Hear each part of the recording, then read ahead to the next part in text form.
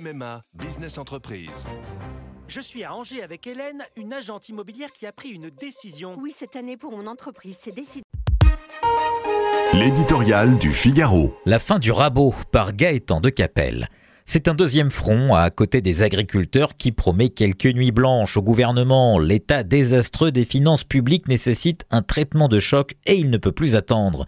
Car en quelques mois, le paradis artificiel de l'argent gratuit qui permettait par on ne sait quelle aberration d'économiser en s'endettant s'est transformé en enfer. Or, qu'a-t-on vu ? Panier percé de l'Europe où chacun s'est astreint à rétablir ses finances une fois passé l'ouragan du Covid.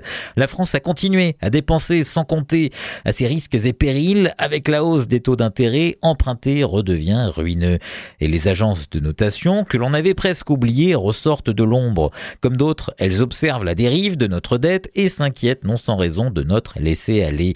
En promettant des économies, le gouvernement est jusqu'ici parvenu à éviter l'humiliation d'une dégradation de notes, synonyme de renchérissement du coût de notre dette. Mais la technique du rabot, éternelle astuce consistant à écrêter les dépenses sans les supprimer, a ses limites.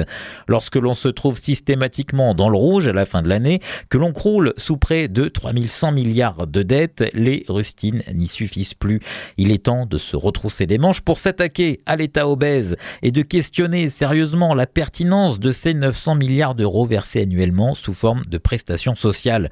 Preuve que nous ne vivons pas dans la jungle qu'on nous décrit. Un tel montant représente environ un tiers du PIB, largement plus que les 27% constatés dans le reste de l'Europe.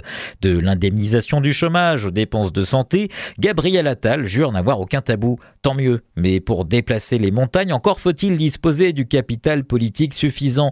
La gestion de la crise agricole au paroxysme de l'amateurisme ces derniers jours fait fondre celui de l'exécutif à grande vitesse. En portant enfin le fer sur les dépenses sociales, il livrerait sans aucun doute une bataille difficile. Elle mérite d'être menée.